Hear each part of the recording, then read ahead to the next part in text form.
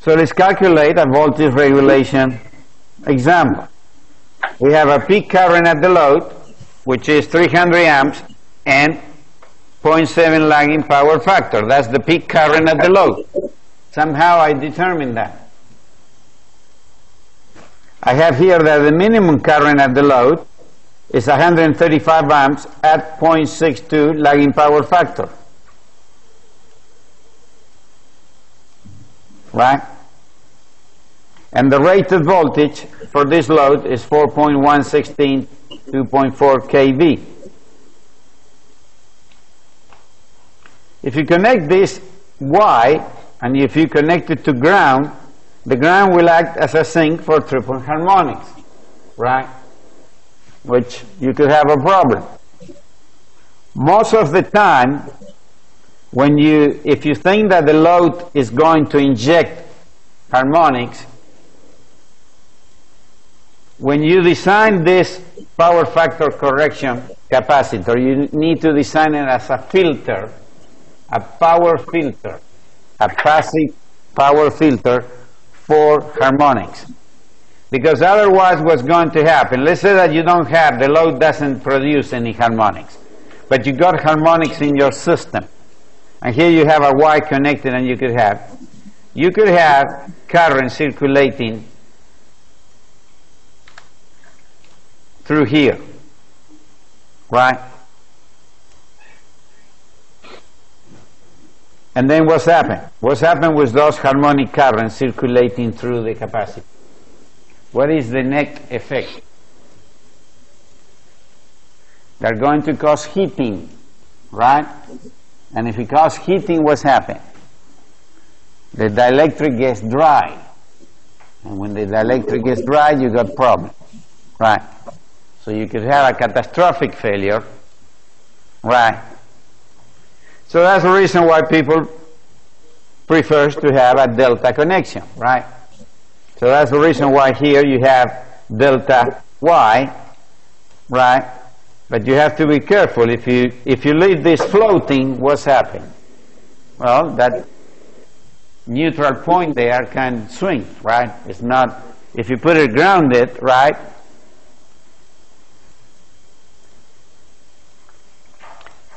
In general, when would you use an inductor? When you want to oppose, in power electronics, you use inductors when you want to oppose the change of current. And you use capacitors when you want to oppose the change of voltage. What is the equation of the volt that relates the current and the voltage in a capacitor? The derivative of the voltage with respect to time is equal to what? Current divided by the capacitance, right? So if dV dt is 0, what is the current through the capacitor? 0, right?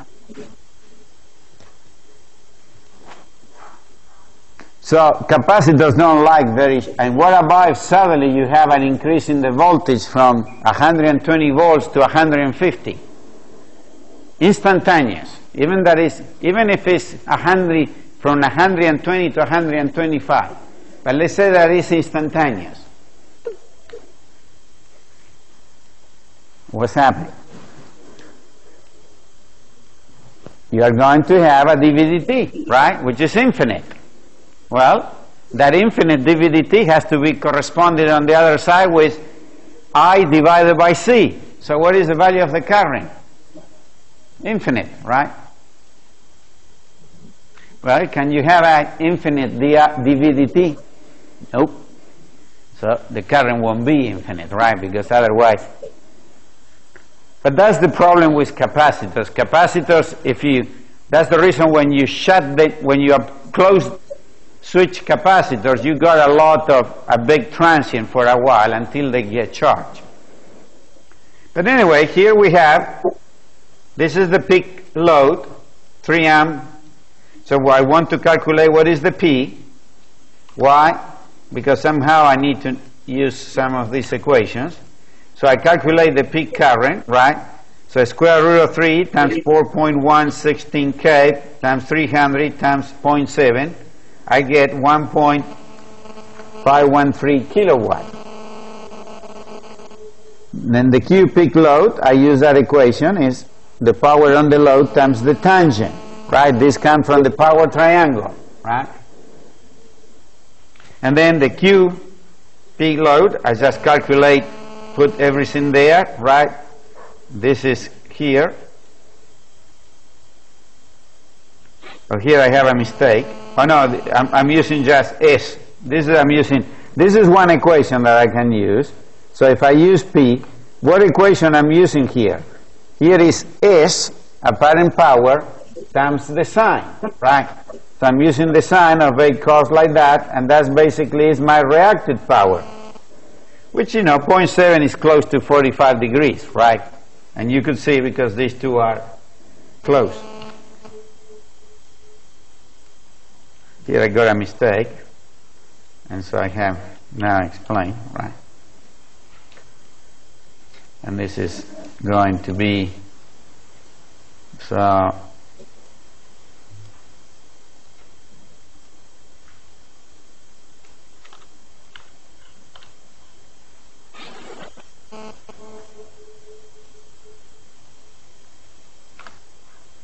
I calculate here, right?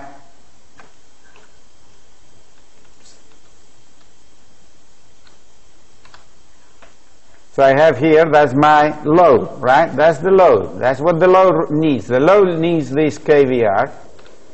So I come here and I say, well, the desired power factor at the source is 0.96. That corresponds to an angle of 16.26 lagging. So the Q source is P times tangent, right? You see how that equation, P tangent of theta, is used very often. And then it's basically 441.3 kVAR. Now here I have a Q cap. Why I'm doing all of this? Because there is a homework that's coming. And the homework will have a feeder. And if you don't put capacitors, right, you are going to have a voltage drop which is greater than 5%. And so how are you going to solve your voltage regulation problem, right? Like this designer did, right? The designer made use of load tap changer, shunt capacitor banks, and voltage regulators, right? Where I just told today that if you want to model a voltage regulator, you need to model a step-up transformer there, which can be done in PSpice. That is more work than just using capacitors and increasing the voltage at the source, mimicking a load tap changer. Now, is this for the homework? Yes, and this is what you would do also if you are working for an electric utility, right? The only thing that here, right, I can ask you to run PSE from Siemens, right? But unfortunately, we don't have it, right? And why I don't use this, why I use PSpice, I have given the reason before. Why I don't use a package used by the electric utilities? Because you don't learn that package in previous courses. So half of this course will be about learning how to use a software package, right? And you wouldn't learn the theory. So that's the reason why when it comes to use a software package, you are welcome to use MATLAB Simulink that you should know how to use, or PSpice, or any software that you want. So that's what we are doing. We didn't set, well, I'm going to get into the calculation of voltage regulation, right? Remember, voltage regulation example, that's where I'm going.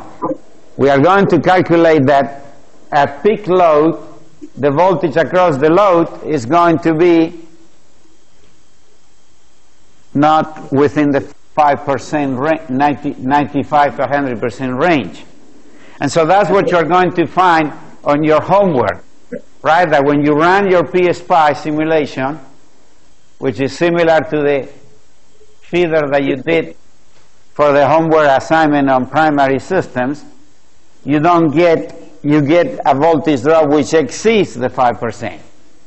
So the next thing that you do is you go and you try to put capacitors on those large reactive loads. Why you want to put there? First, because technically it makes sense, but also you don't have to buy the capacitors. Because you can go to a factory and say, look, I'm going to charge you extra for your bad power factor, unless that you do power factor correction. Right? So who's buying the capacitor bank? The factory, right? It's not coming out of your pocket. So also makes sense, not only technically, but also financially for the electric utility, right? Because the expenditure, you know, that's one of the benefits of distributed generation, right? If you have solar power and things like that. Who buys that? The homeowner puts the money. The utility doesn't have to go and get a loan to put solar panels on your roof.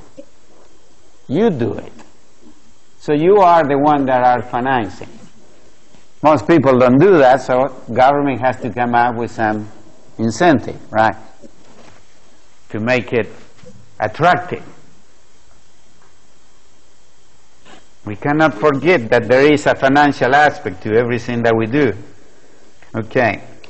So what we are doing here, right, so we are dealing with this load, right? This is the load that we were dealing. This is a node, but this is the same, right? That I'm giving you an example, right? It seems to be just one load, one source. Your voltage regulation feeder will have multiple of these cases. At each node, you are going to have basically a resistor, an inductor, right, representing the load, because the loads are inductive, and then you will have to decide a capacitor bank. Are you going to put capacitor banks everywhere? No. When you have a residential area, you cannot ask the Smith, the Jones, the Williams to start putting capacitors in the home. So that's where the utility has to do it. Now it's the utility that is spending money on that. When it comes to an industrial customer or institutional customer like university or a large commercial customer, right, then you can tell the customer, because then it makes sense to measure demand, right? Instead of the regular watt meter, you can measure now the demand. So basically we look, the peak load is this is the source, right? And then here we have that we calculated basically the kVR for the capacitor bank, right? As you see here, is this a multiple of 3? Is this a multiple of 50? No. And remember, one must select the commercial. What do I mean by a commercial? Well, you have to go and buy it. If you are going to put a bid for that capacitor bank, I'm sure that Cooper Power will like to bid for that. But it's not going to be cheap. So you buy a standard product. Well, we just saw the website, right, that we went early on here, right? That's the website. And you have there a multiple of 50 kVR, up to 500. The biggest box is 500. So the best option seems to be, so what do they have 500? Single phase 500, right? Three phase means what? 1.5 megabar. You know, if you think that your regular transformers are 10 megavolt ampere, the power transformer, right? Well, let's see what are the values that they have here. Here they have 300, 100 per phase. Here they have 600, 200 per phase. Right?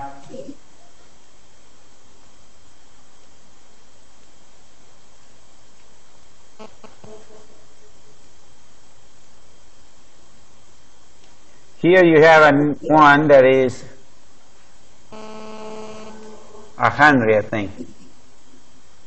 Now, something that you have to take into account, look at this. Here I have 6.9 or 6.8 miles, and then here I have 3 something. And here I have 3.9. What does the voltage regulator do? It will produce an increase in the voltage, right? What did I tell you just now? What's happened to the capacitor if I increase the voltage suddenly? It's associated with a large current, right? So would you put a capacitor downstream from a voltage regulator? The answer is no. Because when the voltage regulator increases the voltage or reduces that, right, you're going to have a dV/dt and you're going to have a current transient, right? So as a general practice, you don't use capacitors downstream of voltage regulators. And you see why you do that things? Remember, it goes back to physics 2, circuit 1. If you're good at circuit 1, circuit 2, electronics 1, electronics 2, excellent engineer. You don't need the rest.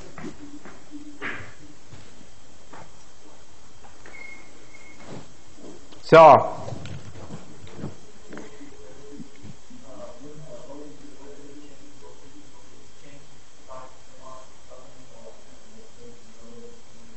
well, it comes on steps, right? It comes on steps, right? Of 32 steps, and you specify, yeah. The question was, does the voltage goes 5% or it goes gradually? And there are steps, right? And I think that here we look at the delta V will be, 20% divided by 32, right? So that will be the... But to minimize that problem, right, here they have a capacitor. It's about like 10 miles or 8 miles down from this, right? So you do put them, right? So as a norm, right, generally you don't put downstream from the voltage regulator, but if you put it far away, right, where the rise will be minimized, right? If you have a 1%, right, then you have to subtract the voltage drop, right? Here, for example, you do have, right, and there is no capacitors there, right, but it's just a single feeder, and I'm guessing.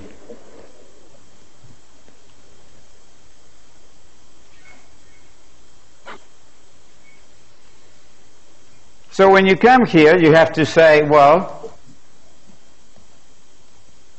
you have, that's what I need. When do I need 1101 kVR? At peak. Right? So what's happened? That's the reason why, if you look at here,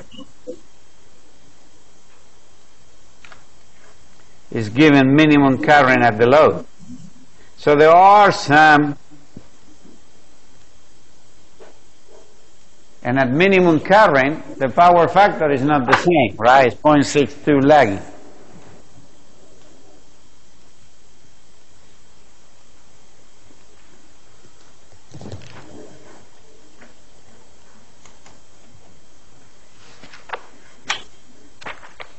I'm kind of covering part of chapter 8 here, right?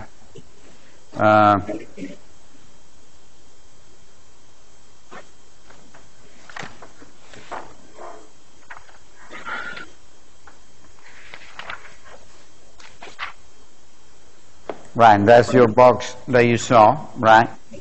And this is like that. Like I said, if you go down Cleveland off Razorback Road, you will see one of these. Here, That's what I'm saying. This is an oil circuit breaker, right? That's the little box, cylindrical. Here you got basically series and shunt capacitors. Obviously the series capacitor works upon the impedance part of the voltage drop. The shunt capacitor works upon the current portion of the voltage drop, right? Voltage drop is current times impedance. So the series, you will be working on the impedance part with the shunt on the current part.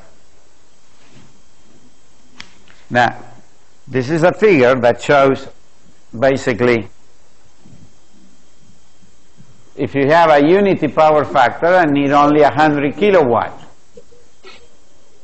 If I have a 0.9, now I need to provide 48. If you calculate S as P squared plus Q squared, the square root of that, what's happening? I start getting larger. And what's happened? You are charging for kilowatt, right? What's the difference between this case and this case? Does the generator get paid more? No, it's the same amount of money because they charge per kilowatt hour. But they have to produce all of that. That's the reason why if they have to operate a unity power factor, here they have all that much, right? And this is basically the other way of seeing that. If I have a generator unity power factor, I can generate 100 kilowatts. As the power factor start reduced, I start providing less and less real power. Now, these two you don't add numerically, right? If you do 180 squared plus 60 squared and you take the square root of that, you get 100, right? But if you add 180 plus 60, what do you get? 240, right? And if you take the square root of that, you don't get 100, right? Why? Because these are complex numbers, right? Real power is on the real axis, Q is on the imaginary axis, right? Remember, we are dealing with complex numbers. And here you have some of the equations, right? Here is your P times theta. So we've been going through that, chapter 8. But let me see. Oh, here it is, the figure that I was looking at, right?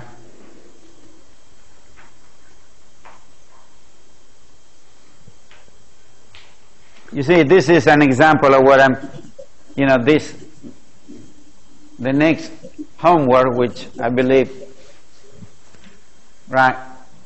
This is what's happened. If I have a feeder, right, this is my substation, this is all my nodes, right? And so if I have, this is the rated voltage, so what I have here is, right, at this point I went below 95%. I don't satisfy the plus minus 5%. So what they done here is they put a capacitor here, right? And so by putting the capacitor here, what's happened? The current downstream doesn't change. What it changes is the current upstream. By changing the current upstream, right, I get a lower voltage drop. From here, right, I start getting the same. Why? Because the current downstream doesn't change, because it's provided by the capacitor. But the current gets reduced upstream. So the impact is felt upstream from the capacitor. And so that's the reason why the slope of these two changes. And so here you could see that that's what basically you would like to do it. That for your worst, when is your worst case? Your worst case is, go back to voltage drop. What is voltage drop? Current times impedance. So your worst case is when the current is maximum. That's why is peak, right? Okay, we need to stop. But anyway, where I'm going now is that we will have certain amount of capacitors that are fixed and certain that they will be switched. So let's look at an example of a voltage regulation and a shunt capacitor. The peak current at the load is 300 amps and 0.7 lagging power factor. Now, if you look at figure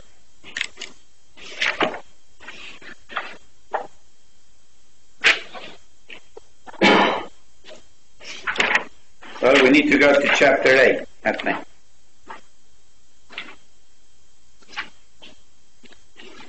We go to figure A15, page 393. A15, page 393. If you look at that figure, right, that's the lady, right? It starts at midnight and it goes to the other midnight. That's a 24-hour period. And you could see that the bold line indicates the load. You start at 900 kVAR and you get to a peak of about 1,950, right? And you can see there that there you use a combination of fixed capacitors and switch capacitors to track the load. And so you could see that the minimum reactive power is going to provide what? Fixed capacitors, right? The minimum. Look at the amount of fixed capacitors are given by the minimum. And then the rest, I'm going to use switch capacitors, right? That I'm going to switch them using some sort of control. Could be time, could be temperature, could be voltage.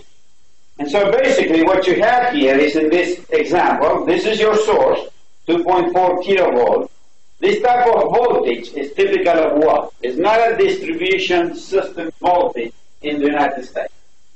Sorry, let me take it back. It is, but it's not common, right? We use 12.47, 13.8, 13.2. This is typical of a large industrial plant. So if you go to a refinery, I don't know if the Baldor's plants in the factory, they may have distribution at 4.116 kV because they have large loads. But this is basically what they do. And then this is the phase voltage, 2.4. And so this is the distribution feeder. And so the peak current at the load is 300 amps, 0.7 lag. That is the point at the top, at the peak on that figure A15, right? That figure A15, that's the peak, right? It's telling me, and it says you know the voltage, you know the current, you know the power factor, you can calculate Q, right? Now, also gives me the minimum current at the load, 135 amps at 0.62 lagging power factor. That determines the minimum point at that figure A15, right? And so, ground acts as a sink for triple harmonics. We talked about these capacitors normally are not grounded. If they are grounded, you need to design them as also as a harmonic filter or a passive filter, because otherwise you are going to be getting third harmonic currents or fifth or harmonic currents as a whole that are going to be sinking, right? Triple harmonics. Triple means 3, right? So you got the third harmonic, you got the ninth harmonic, you are going to have any multiple of 3. You say, well, why don't you have 6? Because 3 times 2 is 6. It's a multiple of 3. Because the even harmonics do not exist because of symmetry, right? When you have halfway symmetry, means that the positive, the half cycle, which is positive, is identical to the negative cycle, except by a -1. Basically, you don't have even harmonics.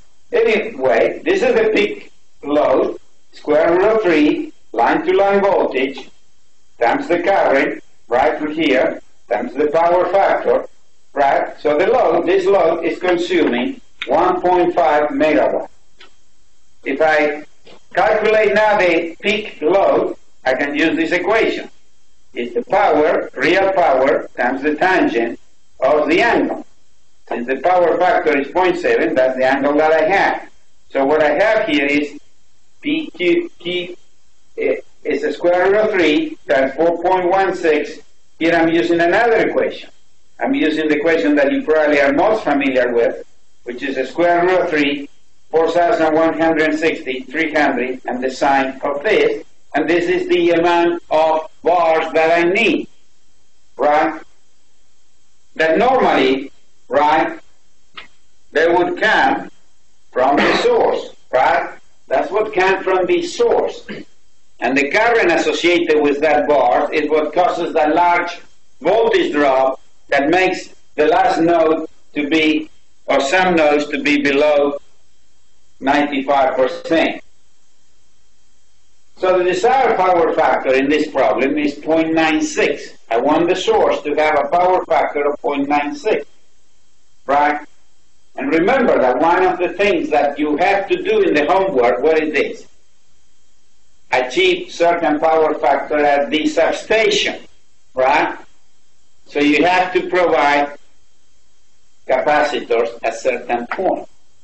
And so, basically, the angle corresponding to 0.96 is 16.26 lagging. So the source power that I want for this application is P, 1,513 kilowatt times the tangent of that angle. And that is the amount of kVr that I want from the source. But the source, if I don't have any capacitors here, right, I will be supplying, the source will be supplying 1,543 kVr. Well, I want the source to provide that, so the difference between the load and the source, right, that means that I need to get a capacitor bank rated like this. What is the problem? To get that's the capacitor bank, the amount of capacitor banks that you will need in figure A15 at the peak, right? So at the peak, I will need that amount of capacitors.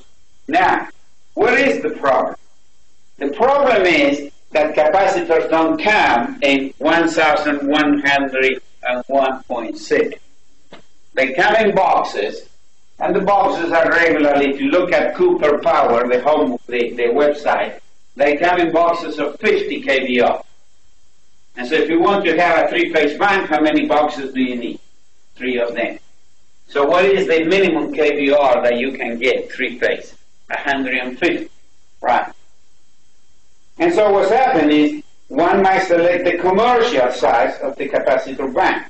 Capacitors normally come in multiples of 50 kVr, so the best option seems a three-phase bank of 1,050 or 350 kVr per phase to avoid overcompensating. Now you choose a capacitor bank that is less, because if you choose a capacitor bank which is larger, you will be getting a power factor which is greater than 0.96. And what is the problem? The problem, if you look at figure A15, right, the capacitor, the switch capacitors are discrete steps, right? So there are certain points where you will have that capacitor bank and you will not see, in fact, as the kVr increases, you will see that the capacitor, the power factor really decreases a little bit. Because you cannot follow the ball curve. Well, you could follow the solid line there. How can you follow that solid line? In figure A15. You use power electronics. You have a capacitor and you connect, it's called a static bar compensator. If you have insulated gate bipolar transistors, you can follow that curve closely. The problem is it's more expensive than just having capacitor banks. The switches that you use for these capacitor banks are basically oil switches. And here basically what you have, this is the source that provides the power, real and reactive. Here is the load, PL and QL. This cannot be changed. And here you have the capacity. right? So if this is the point where you are. So what you have here, you use that. Here you have the website where you can get some idea about what capacitors are being supplied there. And so now, basically what you have is this is your source, right? The source at an angle beta. This is the resistance and the reactance, and this is the load, and here is the voltage across the load, right? This is a K, not an H, right? And that basically is an angle of 0, right? And this is the current, right? And this is the power factor of the load, right? Now, what does this circuit remind you? If you go to the slides about transformer, right? This is the equation about transformer. It's the same story. You have 0 at the load, right, at the secondary side of the transformer, because that allows you to specify what is the power factor or the current angle, right? And then that's what you do. This is basically, and what you're going to do now, right? So what PSpice does for you, right, it calculates this in a slightly more complex system. So the capacitors, the power of the capacitor is 150 kVAr, is coming through here. And so that's 150 times square root of 3, 4,160, the line-to-line voltage times the current through the capacitor. Capacitors don't produce real power, remember? So what is the angle? 90. So sine of 90, which is 1. And so that basically, if you have the capacitor, the current, right, on the capacitor is leading the voltage on the capacitor by 90 degrees. And so here is the voltage, right, at an angle of 0. This is the current at an angle of minus 45 lagging, and this is the current on the capacitor at an angle of 90. Basically, the current through that capacitor is about 146 amps, and what you got here is apply Kirchhoff current law. This is the source current, is equal to the capacitor current plus basically the load current. And so what you have is J146, right? That's the current here, that's J, right?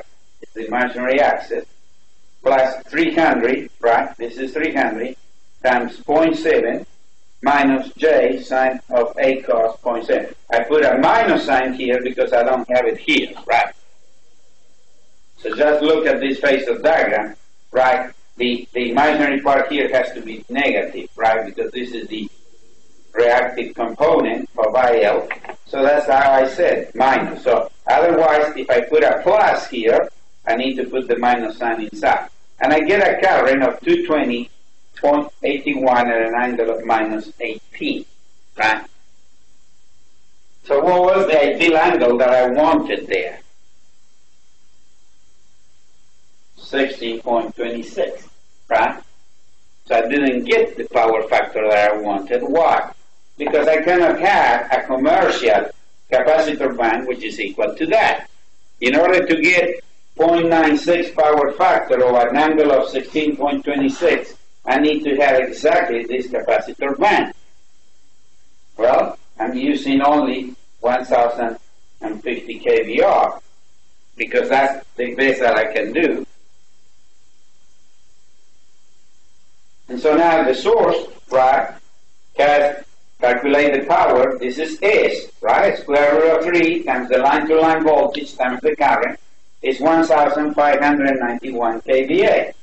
The load, right, if I multiply, is still greater, because what is the difference coming? Well, the difference will be coming from the capacitor, the reactive power. Now remember, this is complex power. They are complex numbers. You cannot add them as real numbers. So what are the benefits of adding shunt capacitors? So the benefits of adding shunt capacitors are reducing what? Look at the current. The current in the feeder now is 220.81 instead of 300. So I have a reduction of the current of 26.4%. Now, what is the reduction in the power that now the load, the source, needs to provide? Instead of providing 2,162 as before, now it's providing 1,591. So this is 300 was the old value, this is the new. Well, the new value from the source is this, the old value is the load, because I didn't have any capacitor, so I get also a reduction of 26.4.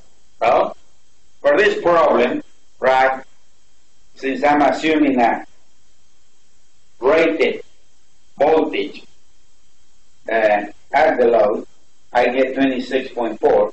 Now, in reality, this is not the source power. To calculate the source power, what do I need to do? I need to calculate Vs, right? Which I haven't done. So I have made an assumption, right? The voltage 2.4 is here. I'm neglecting the losses in this resistor and the reactive power associated with this inductor that should be added to calculate the power at the source. So bear in mind that I'm making a simplification, right? I'm neglecting that voltage. So that's the reason why I'm getting also 26.4%. Voltage drop, remember, is current times impedance, right? Been talking about that. Well, without the caps, it's 300 times the impedance of the line, 432 volts. With caps, here I have to put with caps, sorry. I have a mistake here, so it's with cap, right?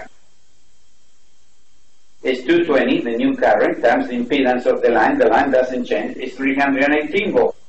So the reduction in the voltage drop is the new value, 318, minus the old, divided by the old, and it's 26.4%, right? So that's the advantage, the benefit of using, and what's happened if I really had a 26% improvement in the voltage drop. Remember, it's 26% of what? Of the voltage drop, right?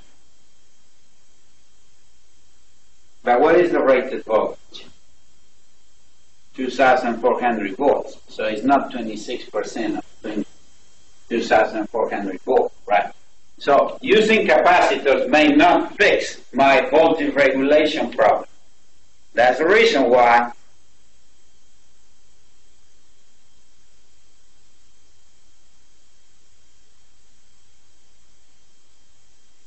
that's what you do. Why we put this? You start with capacitors. If capacitor doesn't fix the problem, what do? Go to a low tap changer. And if that doesn't fix the problem because it's a very long feeder, right? You go to voltage regulator. So that's what you see here, right? When you see here, you start with a voltage regulator here. I have a very long feeder, right? But at this point, I cannot increase this beyond 10% or 5%. Depends where my first customer is. If my first customer is next to the substation, I can go only 5%. So at this point, my voltage is below 95%. Well, the first things that they did is they put capacitors, right? That's what the feeder this designer did. That's what you are doing in this homework, right? They put capacitors here, and what they are, 300 fixed. Look at that figure 815, right? That's how they calculate the 300 kVR. They probably figured it out, you know, they took measurements, or they do some sort of the electric utilities have systems, they capture data, right? And if it's a new feeder, you don't know, right? So you may not be able to decide that. But in this figure 815, what is the amount of fixed capacitors that you will be purchasing? 600, right? And so they put some fixed. And then here, you see, they still have a problem. Even if I use fixed capacitor, I still have a problem. So they put a voltage regulator.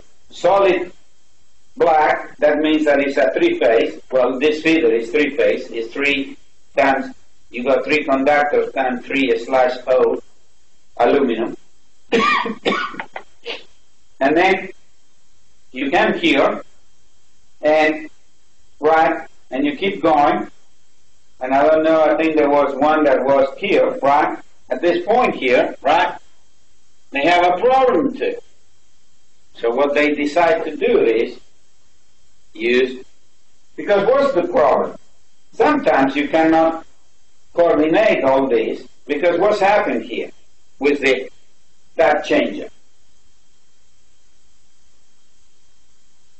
If you increase the voltage by 10% on feeder 1, what's going to happen on feeder 2?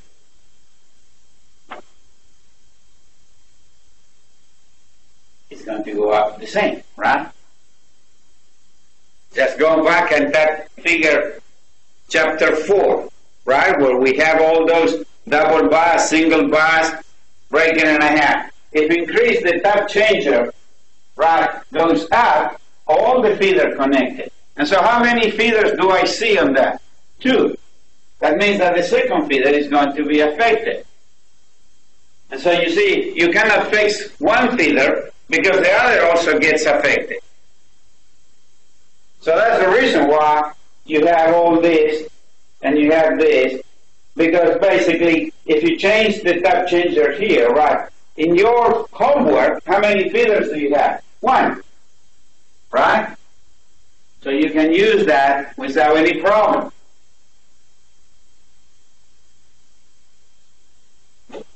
See, here you have 1 feeder. So if I change the tap changer, I change the profile, the voltage profile of this feeder.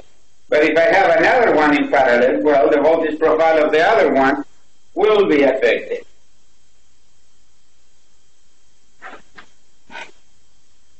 So I have a 26%, which is, 432 over 2,400, what is 15%, right? 10% will be 240, right? So I got a problem here, right? The voltage drop is too large. So the voltage regulation needed at the substation, let's analyze that. Without capacitor, the source voltage is 2.4 k watt. That's the line to neutral voltage corresponding to 4,160 line to line. Right?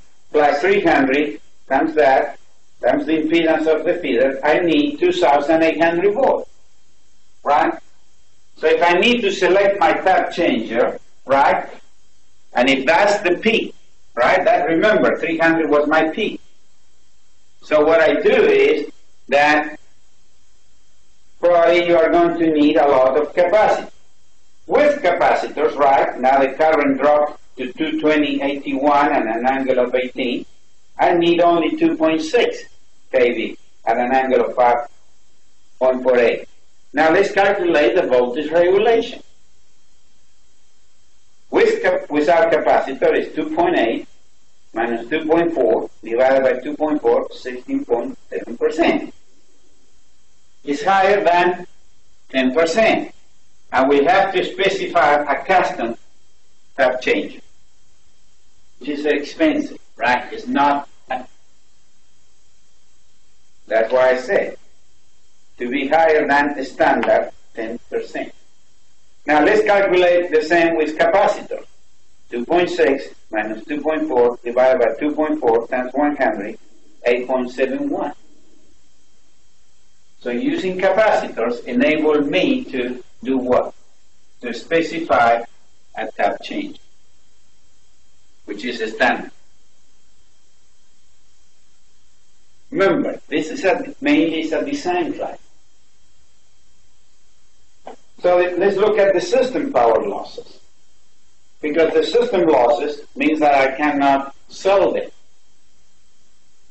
If I calculate 3 times, because I have 3 phases, I'm assuming a balanced load, times 300 to the square, times 0.5, which is the resistance of the line, I get 135 kilowatts.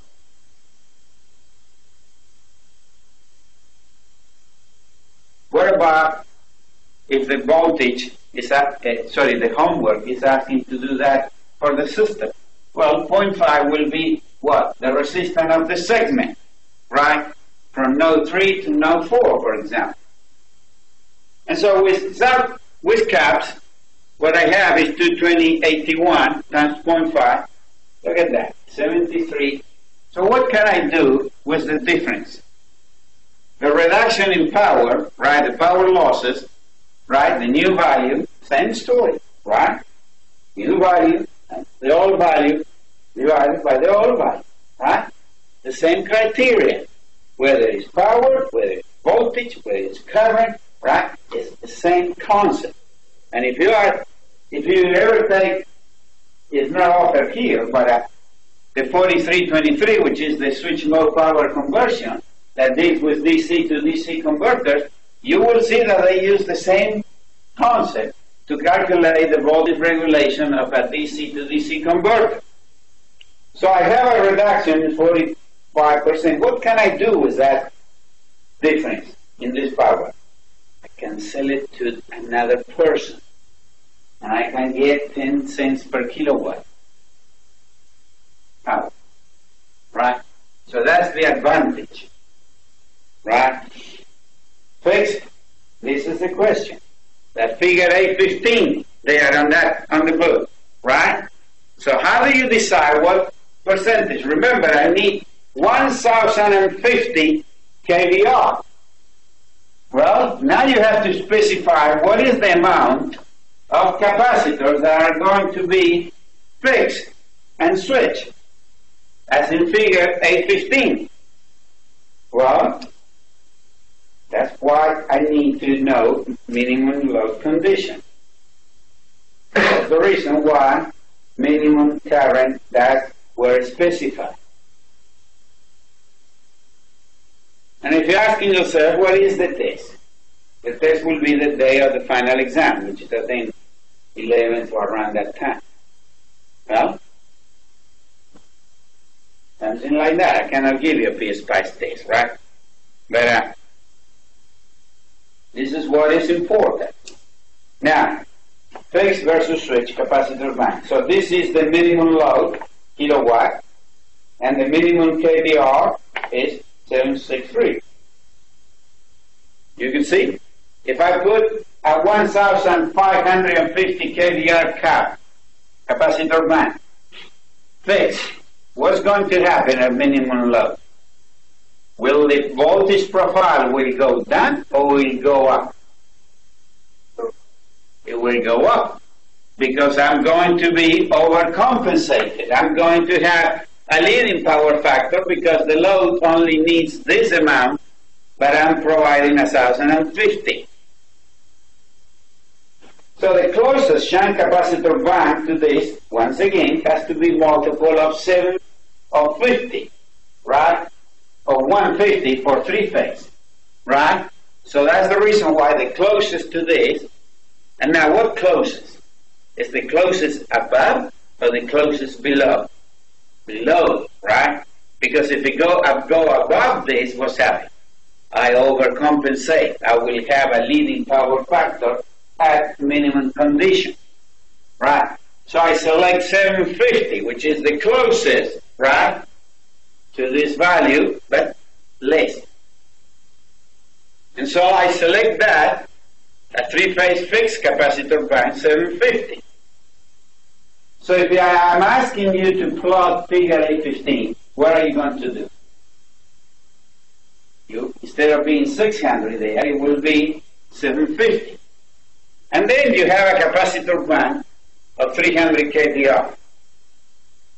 If you look at figure 815, what does it tell you? That you are not going to have a single one, right? In fact, how many steps do you have in figure 815?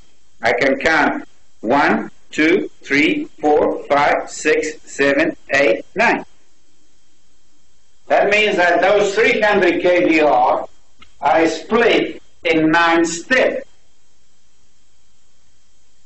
Now, look at those steps in figure 815. Some of them seems to have the same size, the same jump. Others, what? They seems to be larger. That means that in kVR they are not the same amount. And so that's the reason why they said, look at figure 815, and if you look at figure 816 that I'm referring there, right? It's about right. Let me see if I can connect this.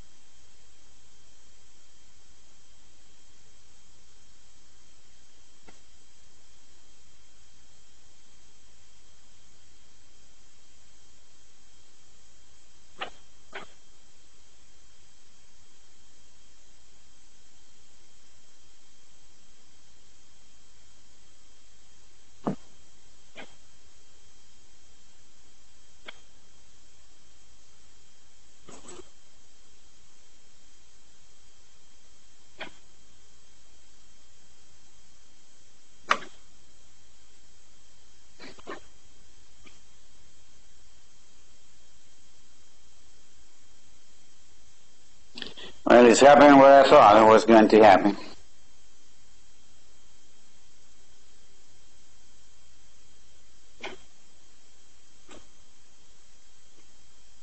Oh, something here.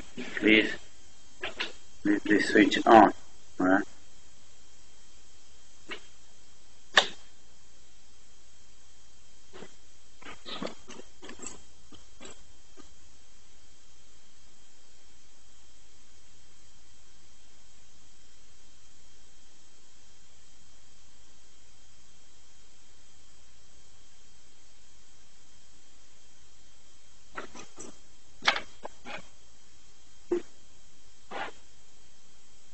So if you look at this figure, right, there it is, right? If you look at that figure, right, you can see that we have some fixed capacitors, and then what's happening is that here, right, what did the designer decided to do?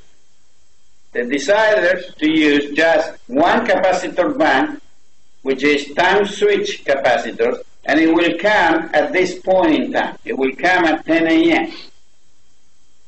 So what's happened between, right, this point where you have the 600 and 10 a.m.? Well, your power factor is very poor. At 10 a.m., you bring in your time switch capacitors, right? And then here, and what is time switch capacitor? Means that 10 a.m. they are going to be connected. This is the mode, right? The force met mode. Right? They open at 10 a.m. Right? I have that information. The mall opens at 10 a.m. every day. They don't open at 8 o'clock. So I know that at 10 a.m. I can go and connect that switch capacitors. What do I do after that? 1, 2, 3, 4, 5. Right? I have 5 capacitor banks. Plus this time control, 6. Before we have 9, right? I think we counted 9 steps. Because every time that you, what's happened when you have 9 capacitor banks that are switched? You need 9 controllers, right? Even if it's the one that goes at 10 a.m., what you need is a clock. A clock that is going to say, hello, it's 10 a.m., close the circuit breaker, right? And I think here we have some pictures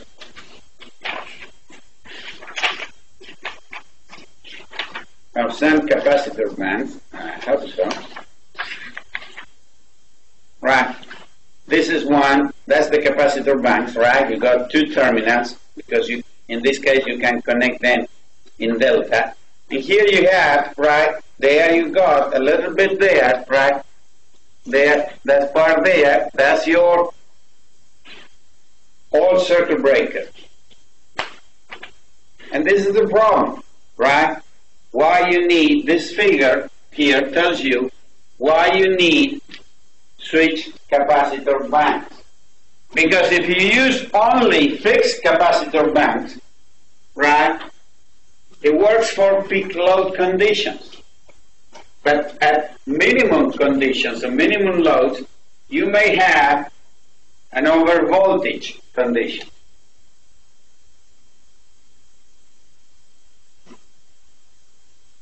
So that's the reason why the homework said, I believe it's either 25% or 30% is minimum load.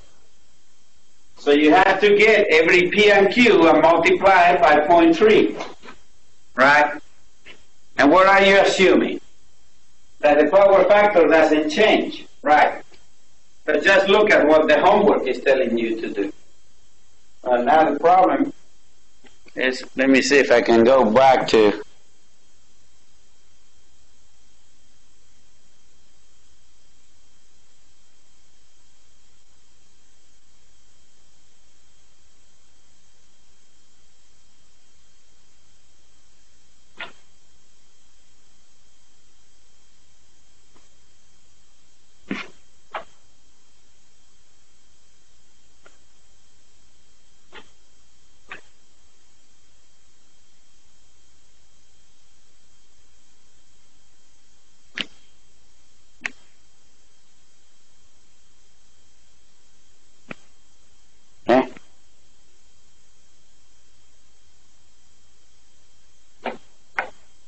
So that's basically why we decided. Now, this 300 kVR is more complicated, as you saw, right? Figure 815, 816. It's not as simple as that. System analysis at minimum load with caps. Capacitor current is given by 750 divided by equation, right? Sine of 90 because it's a cap, 104.1. Source current at minimum load is 104 plus the current at the load is 83 at an angle of minus 124. The voltage at the substation, right? I calculate the voltage at the source, right?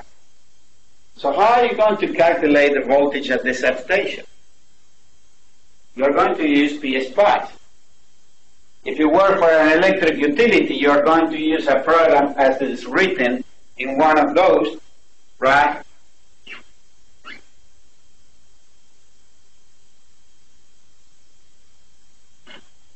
You're going to use a program like PSSE from Siemens, right? This was written by a consulting company, PTI, that Siemens ended up buying. So it was developed in this country, even that Siemens is a German company.